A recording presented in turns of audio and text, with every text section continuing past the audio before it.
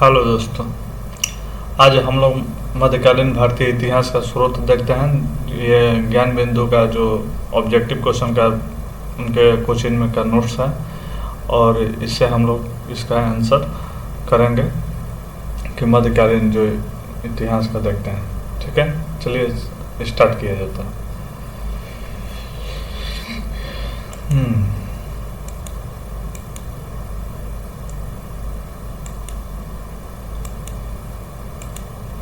तो पहला क्वेश्चन है कि तारीख ए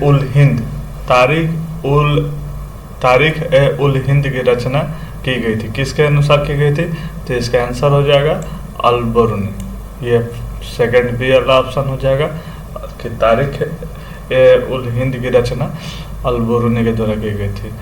दूसरा क्वेश्चन देते हैं, चचनामा अरबों को सिंध विजय की जानकारी का मूल स्रोत है। यह ग्रंथ मूलतः किस भाषा में लिखा गया है? चचनामा अरबों और की सिंध विजय की जानकारी का एक पुस्तक है। तो यह ग्रंथ जो है वो किस भाषा में लिखी गई है? तो इसका आंसर हो जाएगा अरबी, ये ए ऑप्शन हो जाएगा।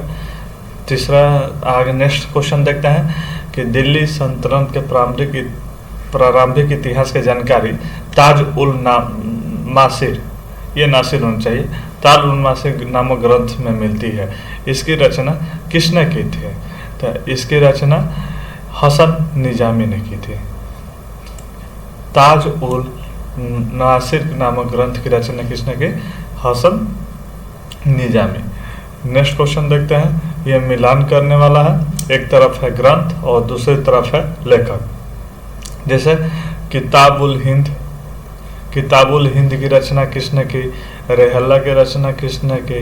रेहल्ला के लेखक कौन है? हुमायूंनामा के लेखक कौन है? और पादशाहनामा के लेखक कौन है? तो हम आइए मिला देते हैं कि जो किताब उल हिंद है इसके जो है लेखक ये ए का दूसरा अल-बरूनी होंगे। यहाँ रेहल्ला का जो होगा इबन बतूता होगा, ये इबन बतूता ने इस पर बयान दिया है। उसके बाद हुमायूंनामा के रचना गुलबंद बेगम ने की है और पादशाहनामा की रचना जो है वह लाहौरी ने की है। तो इस तरह से ये आंसर हो जाएगा डी, ये डी आंसर हो जाएगा। नेक्स्ट क्वेश्चन देखते हैं कि तुतीनामा के रचनाकार कौन है? तुतीनामा के रचनाकार कौन है? तो जिया नक्शबी। तुतीनामा के रचना जिया नक्शबी है। तुतीनामा के रचनाकार कौन है? तो जिया नक्शबी तुतीनामा के रचनाकार है। नेक्स्ट क्वेश्चन देखते हैं कि फिर आया है कि ये एक तरफ ग्रंथ है और दूसरे तरफ लेखक है। तो आइए इनको भी मिलाते हैं। तो इसका हो जाएगा कि तारीख है फिरोज शाही के लेखक कौन है? तारीख है फिरोज शाही के लेखक है जियाउद्दीन बटनी। तो इस तरह से ये ए का 4 नंबर हो जाएगा तारीख है फिरोज शाही। उसके बाद फुतुहात ए फिरोज शाही के लेखक कौन है? तो फिर फुतुहात ए फिरोज शाही के लेखक हो जाएंगे फिरोज शाह तुगलक, ये बी का पहला हो जाएगा। जैनुल अखबार के लेखक कौन है? जैनुल अखबार के लेखक कौन है? तो जैनुल अखबार के लेखक हैं अबी सईद। ये जैनुल अखबार के लेखक कौन है? अबिल सईद। और लास्ट बच गया तहक़ाक़ नसरी मिनहाजुल सिराज है। तहक़ाक़ नसरी के इस तरह से हम लोग मिला, तो इसका आंसर हो जाएगा सी।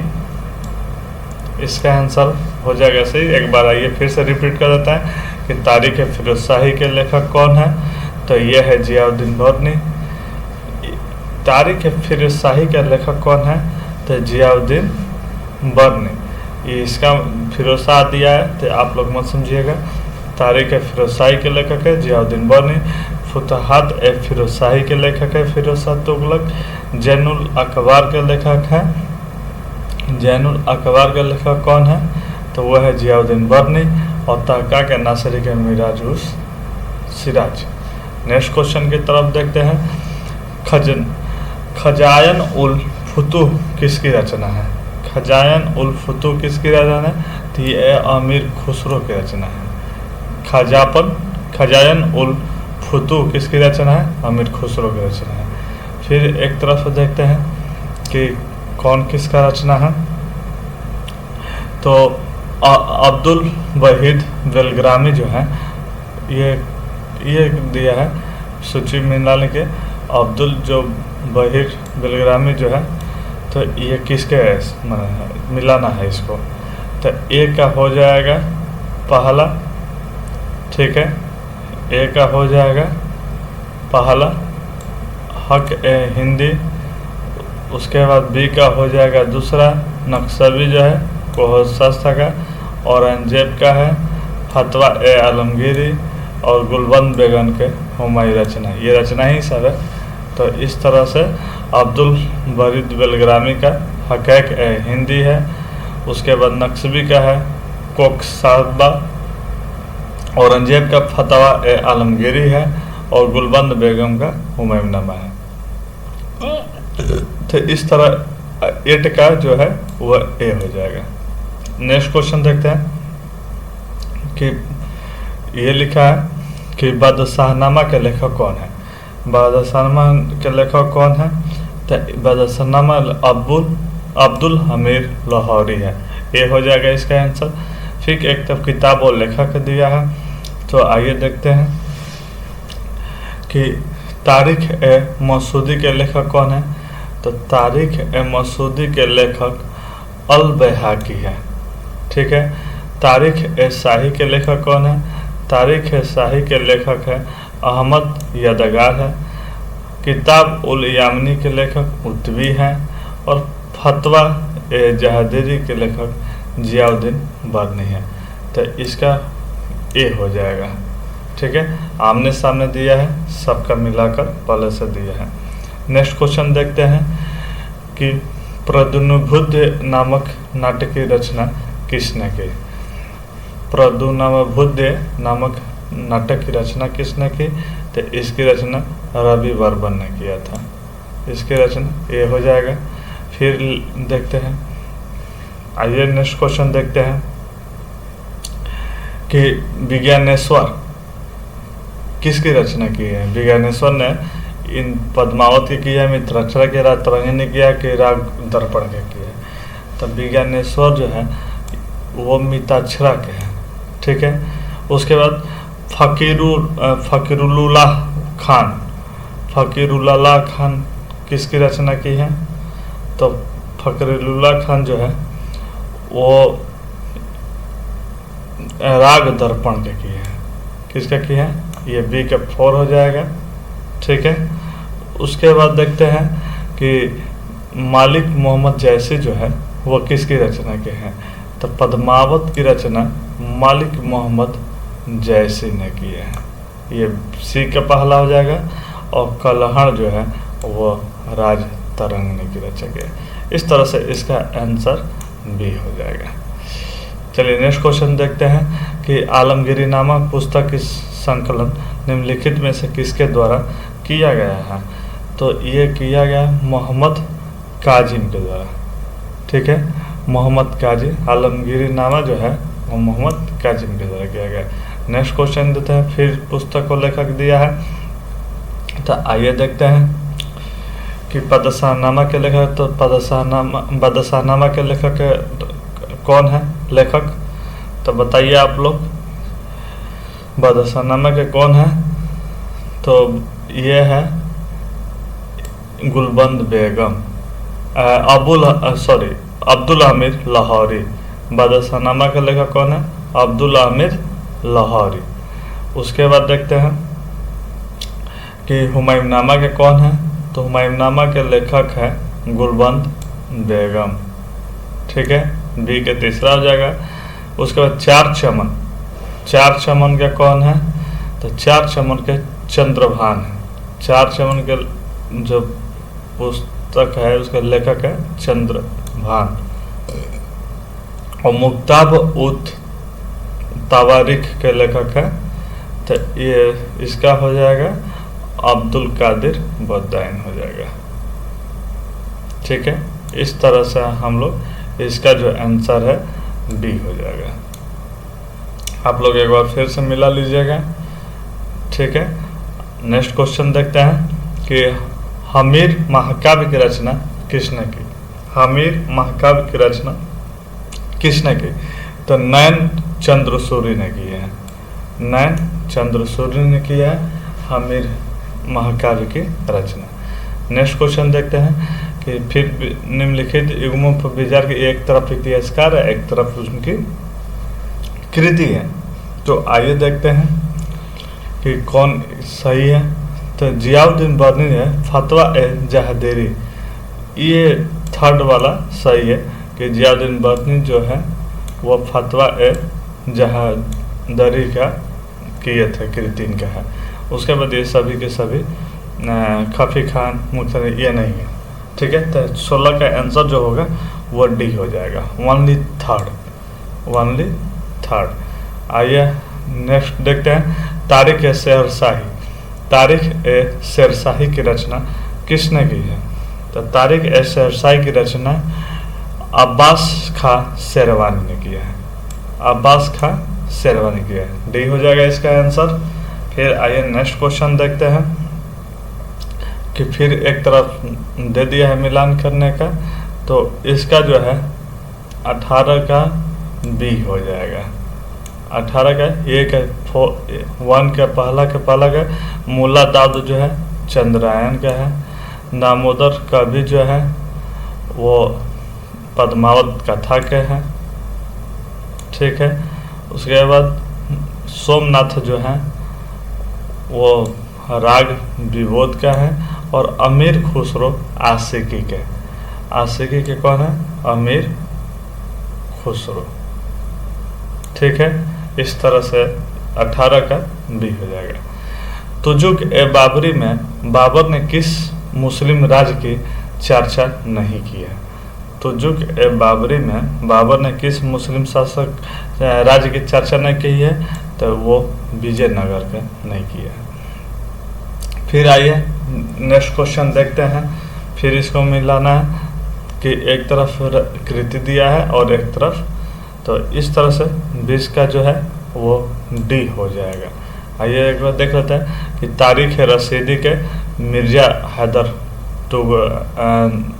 दुगलात हो जाएंगे। तारीख फरिश्ता के मोहम्मद कासिम फरिश्ता हो जाएंगे। तबकात अकबरी के ख्वाजा निजामुद्दीन अहमद हो जाएंगे। और तुजुक ए जहांगीरी के जहांगीर हो जाएंगे। सबके सामने मिलाया, एक का पहला, 2 का बी का दूसरा, सी का तीसरा और डी का चौथा। आइए नेक्स्ट देखते हैं अकबरनामा की रचना किसने की है? तो अकबरनामा की रचना किसने की है? तो अबुल फजल ने की है। अकबरनामा की रचना किसने की है? अबुल फजल ने की है। नेक्स्ट देखते हैं कि ये किताब और लेखक है, तो इसमें देखते हैं किसने किसका किया है, कौन सही है। तो इसमें फुताद ए आलमगीरी, फुतुहात ए आलमगीरी जो है ये सही है, जो भीमसेन है। ठीक है, फुतात ए आलमगीरी का भीमसेन है, तो इसका सी आंसर हो जाएगा, 22 का सी। नेक्स्ट क्वेश्चन देखते हैं, 22 का सी हो जाएगा, यानी मुक्ताब लुबाब, तो एक चौथा हो जाएगा, खफी खान ने किया है। उसके बाद मासिर आलमगीरी का साकी मुख्ताद खान ने किया है। फुतात ए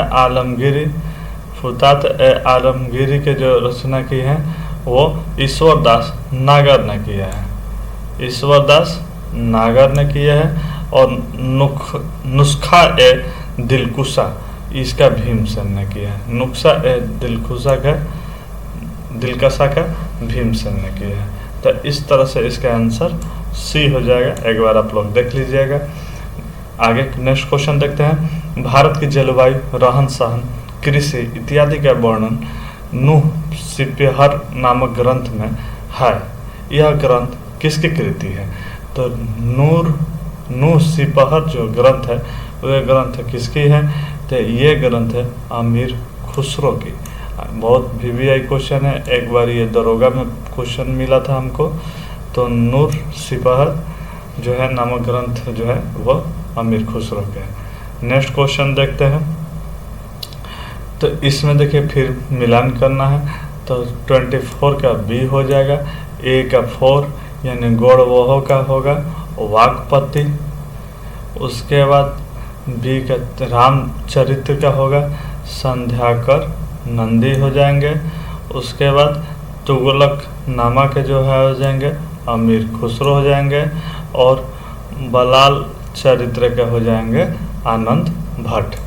बलाल चरित्र हो जाएंगे आनंद भट्ट। इस तरह से इसका आंसर B हो जाएगा। नेक्स्ट क्वेश्चन देखते हैं, निम्नलिखित में से कौन सुमेलित है?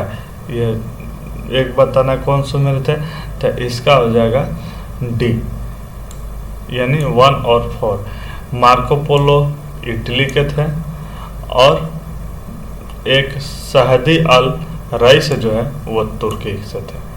चलिए नेक्स्ट क्वेश्चन देखते हैं। इबन बतूता के संदर्भ में कौन सा कथन सही नहीं है, इसके बारे में हम लोग देखते हैं। तो इसने इबन बतूता के बारे में देखते हैं कि उसने दिल्ली के सुल्तान मोहम्मद बिन तुगलक की कला एवं साहित्य के एक दयाशील संरक्षक के रूप में ख्याति में आकर्षित होकर दिल्ली की ओर प्रस्थान किया था। तो ये सही है। वह मुल्तान और कच्छ के रास्ते दिल्ली पहुंचा था, ये भी सही है।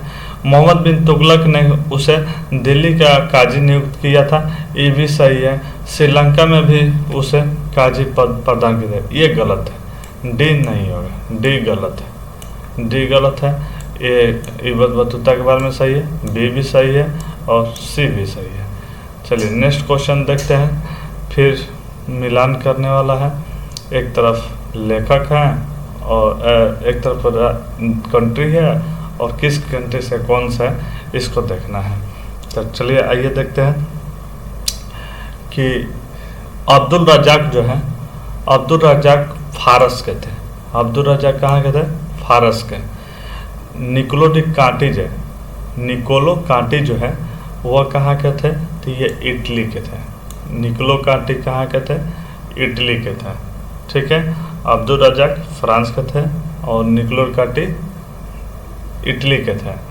उसके बाद डोमिंग पायस जो है ये पुर्तगाल के थे। डोमिंग पायस पुर्तगाल के, और नूनीज जो है वो भी पुर्तगाल के थे। इस तरह से इसका ए हो जाएगा ऑप्शन। आइए अगले क्वेश्चन देखते हैं। कुतुब मीनार के 4 मंजिला बनाने का श्रेय किसे जाता है? जो कुतुब मीनार के 4 मंजिला बनाने का श्रेय जाता है ये इल्तुतमिश को जाता है, इल्तुतमिश को जाता है। और नेक्स्ट क्वेश्चन देखते हैं। राजस्थान के बयाना में उर्वा मस्जिद किसने बनवाया था? उर्वा मस्जिद, ये बहुत फेमस क्वेश्चन है। उर्वा मस्जिद किसने बनवाया था? तो ये मध्य यूरोपीय मुबारक शाह खिलजी के है। उर्वा मस्जिद किसने बनाया था? तो ये मुबारक शाह खिलजी बनाया था। नेक्स्ट क्वेश्चन देखते हैं। भारत में मुस्लिम शासक व्यवस्था का वास्तविक संस्थापक किसे माना जाता है? तो भारत में मुस्लिम जो इसका वास्तविक संस्थापक माना जाता है तुर्कों का माना जाता है। तुर्क जब से आए तो मुस्लिम है। मार्को पोलो, नेक्स्ट क्वेश्चन देखते हैं। मार्को पोलो की भारत यात्रा 1271 ईस्वी में यूरोप में किस कारण से अत्यधिक ख्याति प्राप्त की? जो मार्को पोलो था इटली का था, तो वो भारत की यात्रा किया था 1271 में। तो यूरोप के किस कारण से अत्यधिक ख्याति प्राप्त की है? तो इसका देखते हैं कि उसके द्वारा भारत के लिए एक सुरक्षित मार्ग की खोज करने के लिए, ये सही है, ये सही है। इसके द्वारा भारत में अनेक राजाओं के मान, ये भी नहीं, ये गलत है। उम्र पूर्वी देशों के साथ सामाजिक, और ये भी गलत है। नहीं, ये सही होगा इसका आंसर। तो इस तरह से 31 का हम लोग देखते हैं कि उसके द्वारा ये पूर्व व्यापारिक एवं धार्मिक सामाजिक भी, सॉरी ये गलती हुआ, नहीं ये आंसर लगाने में गलती हुआ। 31 का सी हो जाएगा। 31 का कौन हो जाएगा? सी हो जाएगा। ये सही है। चलिए नेक्स्ट क्वेश्चन देखते हैं कि प्राचीन भारत की अपेक्षा मध्यकालीन भारत का इतिहास अत्यधिक सरलता से जाना जा सकता है, जिसका मुख्य कारण क्या है? तो इसका मुख्य कारण क्या है? तो फर्स्ट अपने इतिहासकारों की बहुलता, साहित्य स्रोतों को उपलब्धता, उसके बाद यह है कि इनमें से कोई साहित्य स्रोत अधिक थे, इसलिए इसको बी आंसर हो जाएगा। नेक्स्ट क्वेश्चन देखते हैं कि यात्री दिया है और भारत का यात्रा का समय दिया है कि कौन सी यात्री किस समय भारत आया था। ठीक है, तो आइए देखते हैं कि अल-बरूनी जो था वो 12वीं शताब्दी में आया था। सही है, अल-बरूनी जो थे वो 12वीं शताब्दी में आए थे। इब्न बतूता 13वीं शताब्दी में आए थे, ये भी सही है। और फ्रांसवा वर्नियर जो था वो 11वीं शताब्दी में आया था, ये भी सही है। ठीक है, तो इस तरह से 33 का हो जाएगा डी, ये तीनों सही है। ठीक है, नेक्स्ट क्वेश्चन देखते हैं कि अरबों द्वारा सिंध की विजय का इतिहास हमें किस ऐतिहासिक रचना में सर्वप्रथम मिलता है? तो अरबों द्वारा सिंध की विजय इतिहास हमें किस ऐतिहासिक रचना में सर्वप्रथम मिलता है? तो इसका आंसर हो जाएगा चचनामा में। ठीक है, चचनामा में अरबों द्वारा सिंध के विजय का ऐतिहासिक रचना हमको मिलता है। ठीक है, नेक्स्ट क्वेश्चन देखते हैं, यात्री है और उसकी विशेषता है। ठीक है, तो आइए देखते हैं कि बारबोसा जो है उत्तर भारत के समाज और व्यापार का वर्णन किया। नहीं, ये नहीं होगा। आगे देखते हैं, ट्रेवेनियर जो है भारत की तुलना ईरान तथा ऑटोमन साम्राज्य से की। ये सही है, ये सही है। मनुची जो है कभी यूरोप वापसी नहीं गया और भारत में ही बस गया, ये भी सही है। मनुची जो था वो यहीं रह गए थे। इस तरह से इसका आंसर जो है वो 35 के सी हो जाएगा। नेक्स्ट क्वेश्चन देखते हैं, किस विदेशी यात्री को प्रकृति ऐसी माना जाता है जिसने अपनी रचनाओं में भी पशु पक्षियों और वनस्पति आदि का सुंदर वर्णन किया है? तो वो कौन सा यात्री था? तो ये इब्न बतूता थे। ठीक है, इब्न बतूता थे, इसका आंसर हो जाएगा बी। मुगल काल के संदर्भ में निम्नलिखित में कथनों पर से विचार कीजिएगा। ये कथन इसको देखते हैं कि बदशाहनामा शाहजहाँ काल में लिखी गई है। तो जो बदशाहनामा है वो शाहजहाँ के काल में लिखी गई है, ये सही है। विलियम जोन्स द्वारा अकबरनामा को अंग्रेजी में अनुवाद किया, नहीं, ये गलत है। इसका ओनली सही है, ये शाहजहाँ के शासनकाल में किया गया था। नेक्स्ट क्वेश्चन देखते हैं, आइए 38 क्वेश्चन देखते हैं, किसकी आत्मकथा के बारे में इतिहासकार लेनपुल ने लिखा है कि उसकी आत्मकथा उन बहुमूल्य लेखों में से एक है जो समस्त युगों के बहुमूल्य रही है। ये किसके बारे में लिखा गया है? तो ये है बाबर के बारे में। ठीक है, तो 38 का सी हो जाएगा। 38 का क्या हो जाएगा? सी हो जाएगा। नेक्स्ट क्वेश्चन देखते हैं, निम्नलिखित में से कौन सी पहली रचना है जिसमें आज के अर्थ में इतिहास के बहुत से लक्षणों का बोध होता है? तो वह कौन सी रचना है? तो ये हो जाएगा राज तरंगिणी कलहट द्वारा लिखा गया। ये इसका आंसर 39 के डी हो जाएगा। उसके बाद देखते हैं, किताब उल हिंद में अल-बरूनी ने किसकी चर्चा की है? तो किताब उल हिंद में अल-बरूनी ने किसकी चर्चा की है?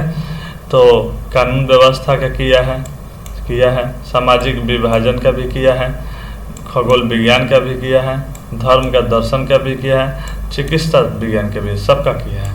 इसका आंसर डी हो जाएगा। नेक्स्ट क्वेश्चन देते हैं, अलीदाबाद के किले का निर्माण किसने कराया है? अलीदाबाद किले का निर्माण किसने कराया है? तब मोहम्मद बिन तुगलक ने कराया है। चलिए नेक्स्ट क्वेश्चन देखते हैं, फिर इसको मिलान करना है। तो इसका देखते हैं कि जयत खाना मस्जिद किसने बनवाया है जी? जयत खाना मस्जिद, तो ये अलाउद्दीन खिलजी। जयत खाना मस्जिद जो है वो अलाउद्दीन खिलजी ने बनवाया है। एक बहुत अच्छा क्वेश्चन है मोठ का मस्जिद, ये हमेशा आता है क्वेश्चन कि मोठ का मस्जिद सिकंदर लोदी ने किया है। ठीक है, उसके बाद आंतरिक अतार्किक अंतार्किन का दरवाज़ा किसने बनवाया है? तो अतार्किक का दरवाज़ा इल्तुतमिश। ठीक है, और फिरोज शाह कोटला दुर्ग का निर्माण किसने करवाया है? फिरोज शाह कोटला दुर्ग का निर्माण मोहम्मद बिन तुगलक ने कराया है। तो इस तरह से सब मिलन कर दिए हैं। इसका 42 का बी हो जाएगा, 42 का क्या हो जाएगा? बी हो जाएगा। ठीक है, एक बार इरेज कर देते हैं कि आप लोग देखने में सहूलियत रहे। 42 का बी हो जाएगा। आगे क्वेश्चन देखते हैं। दिल्ली स्थित सुल्तानगढ़ी अथवा नासुरुद्दीन के मकबरे का निर्माण किसने करता कौन है, मैंने किसने करवाया है? दिल्ली में सुल्तानगढ़ी जो है और नासुरुद्दीन के मकबरे का निर्माण किसने करवाया है? तो इसका आंसर हो जाएगा इल्तुतमिश। इल्तुतमिश ने सुल्तानगढ़ी दिल्ली का और नासुरुद्दीन के मकबरे का करवाया। ठीक है, इसको इरेज कर देते हैं। तो इस तरह से इसका आंसर इल्तुतमिश हो जाएगा। चलिए नेक्स्ट क्वेश्चन 44 देखते हैं। एक तरफ निर्माण है, जैसे आइए देखते हैं 44 क्वेश्चन को। तो लाल महल का कौन है? तो बलबन। लाल महल जो है वह बलबन के द्वारा है। अलाई दरवाजा का निर्माण किसने करवाया? अलाउद्दीन खिलजी ने करवाया है। उसके बाद है तुगलकाबाद का किला का निर्माण किसने करवाया है? गयासुद्दीन तुगलक ने करवाया है। और फिरोज शाह कोटला दुर्ग का निर्माण किसने करवाया है? तो फिरोज शाह तुगलक ने करवाया है। तो इसका आंसर हो जाएगा ए। नेक्स्ट क्वेश्चन देखते हैं। शेख निजामुद्दीन औलिया का मकबरा कहाँ स्थित है? शेख निजामुद्दीन औलिया का मकबरा दिल्ली में है। नेक्स्ट क्वेश्चन देखते हैं। महाभारत का बांग्ला भाषा में प्रथम अनुवाद किसने करवाया था? तो महाभारत का बांग्ला भाषा में प्रथम अनुवाद किसने करवाया था? तो काशी रामदास ने करवाया था। नेक्स्ट क्वेश्चन देखते हैं कि इसमें मिलान करना है। रिसाल ए उसक, वाक़यात ए मुस्ताकी, तोहफा ए अकबर शाही और तारीख है अल्फी, ये दिया है और किसने इसका है? तो 47 का देखते हैं। इसका हो जाएगा रिसाल ए उत्सव बाबर का है। वाक़यात ए मुस्ताकी जो है वो अब्बास खां शेरवानी का है। तोहफा ए अकबर शाही ये रिजकुल्लाह मुस्ताकी का है। और तारीख ए अल्फी जो है वह मुला दाऊद का है। नेक्स्ट क्वेश्चन देखते हैं। मुस्लिम कानून की पुस्तक मुबियान किस पद शैली में रचना की है? जो मुबियान है ये बहुत, ऐसे तो ज्ञान बिंदु का सारे ही क्वेश्चन अच्छे होते हैं। ये मुबियान किस शैली में रचना की गई है मुबियान का? तो ये किया, मुबियान की रचना कौन किया है? बाबर ने किया है। मुबियान की रचना किसने किया है? तो बाबर ने किया है। नेक्स्ट क्वेश्चन देखते हैं। 49 क्वेश्चन पाइए। तो 49 का अमल ए सालेह मोहम्मद सालेह का है। ठीक है। चाहार चमन किसका है? तो चंद्रभान का रचना है ये चाहार चमन। वाक़यात ए आलमगीरी ये किसका है? तो ये है मोहम्मद वाक़यात ए आलमगीरी। तो वाक़यात ए आलमगीरी किसका है? तो आकिल खां का है। और मज उल बहरीन किसका है? तो मज उल बहरीन था, मज उल बहरीन किसका था? मज उल बहरीन। तो मज उल बहरीन जो है वो किसका है? तो यह है दारसिको का। इसका ए का डी का 4 हो जाएगा। इस तरह से मिलान कीजिएगा तो आपका 49 का सी हो जाएगा आंसर। 49 का सी हो जाएगा। एक बार इरेज कर देते हैं कि आप लोग अपने से मिला के इसको देखिएगा। ठीक है, 49 का सी हो जाएगा। चलिए नेक्स्ट क्वेश्चन देते हैं। चू फान ची नामक पुस्तक की रचना किसने की है? चू फान ची की पुस्तक का नाम है तो यह है चा चाउन कुआ ने किया है। नेक्स्ट क्वेश्चन देखते हैं, निकितिन किस साम्राज्य की यात्रा पर आया था? निकितिन किस साम्राज्य की यात्रा पर आया था? तो निकितिन किस साम्राज्य की रचना पाया था? तो ये आया था बहमनी, बहमनी हो जाएगा आंसर। उसके बाद देखते हैं, सीजर फेडरिक किस देश के यात्री थे? सीजर फेडरिक किस देश के यात्री थे? तो ये सीजर फेडरिक जो है वो पुर्तगाल के थे। ठीक है। भारत में आने वाला प्रथम व्यापारी अंग्रेज कौन था? भारत में आने वाला प्रथम व्यापारी अंग्रेज कौन था? तो राफल फिच था। ये हो जाएगा इसका आंसर। उसके बाद देखते हैं कि पीटर मुंडी कहाँ के यात्री था? पीटर मुंडी कहाँ के यात्री था? तो ये इटली का था। मार्को पोलो, पीटर मुंडी, ये सब इटली के थे। जहांगीर के प्रेयसी अनारकली की दंत कथा का उल्लेख करने वाला एकमात्र विदेशी यात्री कौन था? जहांगीर की प्रेयसी जो थी अनारकली की दंत कथा का उल्लेख करने वाला एकमात्र विदेशी यात्री कौन था? तो ये था विलियम पिंच। डी हो जाएगा इसका आंसर, विलियम पिंच था। ट्रेवल्स इन इंडिया किसकी रचना है? ट्रेवल्स इन इंडिया किसकी रचना है? तो travels in India gene Batiste ट्रेवेनियर का है। जीन बैटिस्ट ट्रेवेनियर का है। बी आंसर हो जाएगा।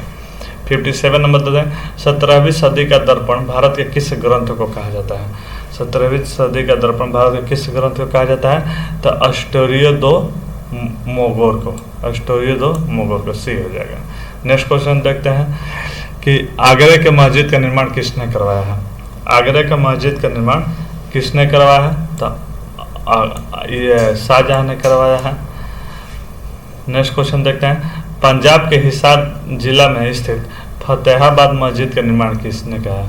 फतेहाबाद मस्जिद का निर्माण किसने कराया है? तो ये हुमायूं ने करवाया है। नेक्स्ट क्वेश्चन देखते हैं, कनौज को बर्बाद करके शेरसुर नगर स्थापित किसने किया है? तो कनौज को बर्बाद करके शेरसुर नगर का स्थापना किसने किया है? तो इसका हो जाएगा शेरशाह नहीं किया था। कनौज को 1540 ईस्वी में बिलग्राम के या कनौज के युद्ध में हुमायूं और शेरशाह के बीच में लड़ा गया था। चलिए, फतेहपुर सीकरी में बुलंद दरवाजा का निर्माण किसने करवाया है? तो ये तो आप सभी बता सकते हैं कि अकबर के द्वारा ये कराया गया था। उसके बाद आगरा के नगीना मस्जिद का निर्माण किसने करवाया है? तो नगीना मस्जिद का निर्माण औरंगजेब करवाया था। सॉरी नगीना मस्जिद का निर्माण जो था वो शाहजहां ने करवाया था। नगीना मस्जिद का निर्माण किसने कराया था? शाहजहां ने कराया था। दिल्ली में लाल किला के अंदर मोती मस्जिद का निर्माण जो था ये आप करना चाहते थे कि औरंगजेब ने करवाया था। आगरा में नगीना मस्जिद का निर्माण किसने करवाया था? शाहजहां ने। और दिल्ली में लाल किले में अंदर मोती मस्जिद का निर्माण किसने करवाया था? तो ये औरंगजेब ने करवाया था। नेक्स्ट क्वेश्चन देखते हैं कि महाभारत का फारसी अनुवाद किसने करवाया था? महाभारत का फारसी अनुवाद किसने करवाया था? तो महाभारत का फारसी अनुवाद किसने करवाया था? तो बदायूं नकवी खां, अब्दुल कादिर, ये सभी हो जाएंगे। ठीक है, इन सभी ने करवाया था महाभारत का फारसी में अनुवाद। नेक्स्ट क्वेश्चन देखते हैं, अथर्ववेद का फारसी भाषा में अनुवाद किसने करवाया था? हाँ, हमारा वेद 4 है, चारों में से अथर्ववेद जो है इसका फारसी में अनुवाद किसने करवाया था? तो हाजी इब्राहिम सरहिंदी ने करवाया था। हाजी इब्राहिम सरहिंदी ने करवाया। ये हो जाएगा इसका। नेक्स्ट क्वेश्चन देखते हैं कि गणित की पुस्तक लीलावती के फारसी भाषा में अनुवाद किसने करवाया था? लीलावती गणित की पुस्तक है, इसका फारसी भाषा में अनुवाद किसने करवाया था? तो फैजी ने करवाया था। इसका 66 का ए हो जाएगा। नेक्स्ट क्वेश्चन देखते हैं, पुराणों का अध्ययन करने वाला प्रथम मुसलमान कौन था? तो पुराणों का अध्ययन करने वाला प्रथम मुसलमान कौन था? तो अल-बरूनी था। ये बी हो जाएगा इसका आंसर। किताबुल हिंद हिंदी भाषा में अनुवाद किसने किया था? किताबुल हिंद का हिंदी भाषा में अनुवाद किसने करवाया था? तो रजनीकांत शर्मा करवाए थे। ठीक है। नेक्स्ट क्वेश्चन देखते हैं। भारतीयों में यह दृढ़ विश्वास है कि उनके जैसा कोई देश नहीं, कोई राजा नहीं, कोई ज्ञान विज्ञान नहीं। ये किसने कहा था? तो ये किसने कहा था? तो ये अल-बरूनी ने ही कहा था कि भारतीयों के ऐसा मत है। भारत में भारतीय में नेक्स्ट क्वेश्चन देखते हैं कि भारतीय में क्रमबद्ध इतिहास लिखने की परंपरा को विकसित करने का श्रेय किसे जाता है? तो क्रमबद्ध इतिहास लिखने की परंपरा का श्रेय जाता है तो ये तुर्कों का भी जाता है और मुगलों का भी जाता है। इस तरह से इसका आंसर डी हो जाएगा, ए और बी दोनों हो जाएगा। नेक्स्ट क्वेश्चन देखते हैं। अल-बरूनी ने कितने प्रकार के चंडालों का उल्लेख किया है? तो अल-बरूनी ने कितने प्रकार के चंडालों के? तो अल-बरूनी ने 8 प्रकार के चंडालों का उल्लेख किया है। ठीक है। नेक्स्ट क्वेश्चन देखते हैं कि इस्लामी दुनिया का सबसे बुद्धिमान मूर्ख किस बादशाह को माना जाता है? तो इस्लामी दुनिया का सबसे बुद्धिमान मूर्ख किस बादशाह को माना जाता है? तो ये मोहम्मद बिन तुगलक को माना जाता है। नेक्स्ट क्वेश्चन देखते हैं कि प्रथम मुस्लिम कवि कौन था जिसने हिंदी शब्दों का खुलकर प्रयोग किया था? तो प्रथम मुस्लिम कवि कौन था जिसने हिंदी शब्दों का खुलकर प्रयोग किया था? तो वो था अमीर खुसरो। ठीक है। उसके नेक्स्ट क्वेश्चन देखते हैं कि राजकीय मुकुट का प्रत्येक मोती गरीब की शान की अश्रुपूरित आंखों से गिरी हुई रक्त की घनीभूत बूंद है। राजकीय मुकुट का प्रत्येक मोती गरीब की शान की आश्रुपूरित आंखों से गिरी हुई रक्त की घनीभूत बूंद है। यह किसने कहा था? तो ये कहा था अमीर खुसरो ने। निम्नलिखित में से कौन अमीर खुसरो की रचना नहीं है? तो आइए देखते हैं कौन नहीं है। तो किरान उन सदायन जो है वह अमीर खुसरो की रचना है। उसके बाद मिफता उल फुतूह भी अमीर खुसरो की रचना है। उसके बाद देखते हैं आसिफा जो है ये भी अमीर खुसरो का है। तुतिनामा नहीं, तुतिनामा अमीर खुसरो का नहीं है। जियाउद्दीन, नेक्स्ट क्वेश्चन देखते हैं। जियाउद्दीन बर्नी ने किस सुल्तान के विषय में यह कहा था कि उसके शासनकाल में प्रत्येक हिंदू का घर टकसाला बन गया था? जियाउद्दीन बर्नी ने यह कथन किसके बारे में कहा था? तो ये कहा था मोहम्मद बिन तुगलक के बारे में। नेक्स्ट क्वेश्चन देखते हैं कि शहनाज ने किस सुल्तान के विषय में यह कहा था कि कोई भी राजा इतना दयालु और सहानुभूति रखने वाला विद्वान तथा बुद्धों के प्रति श्रद्धालु राजा अपने प्रयासों के कभी साम्राज्य पर आसीन नहीं हुआ। मिनहाज ने किस सुल्तान के विषय में कहा था कि कोई भी राजा उतना दयालु और सहानुभूति रखने वाला विद्वान तथा बुद्धों के प्रति श्रद्धालु राजा अपने प्रयासों से कभी साम्राज्य पर आसीन नहीं हुआ। ये किसके बारे में कहा था? तो ये इल्तुतमिश के बारे में। इसका आंसर हो जाएगा 77 का इल्तुतमिश। शाहनामा के रचयिता कौन है? तो शाहनामा के रचयिता कौन है? तो फिरदौसी है। शाहनामा के तो इस तरह से ज्ञान बिंदु का ये मेडाइवल हिस्ट्री का ऑब्जेक्टिव क्लास नोट्स का ऑब्जेक्टिव क्वेश्चन था, जिसने 78 क्वेश्चन था, आप लोगों ने कर लिया है। और इसको एग्ज़ाम से कुछ समय पहले आराम से इसको स्पीड में या स्लो का कर एक बार क्विक रिवीजन हम लोग कर सकते हैं। तो इसी के साथ हमारा फिर नेक्स्ट वीडियो लाएंगे अगला मेडाइवल टेस्ट का। नमस्ते, तब तक के लिए धन्यवाद।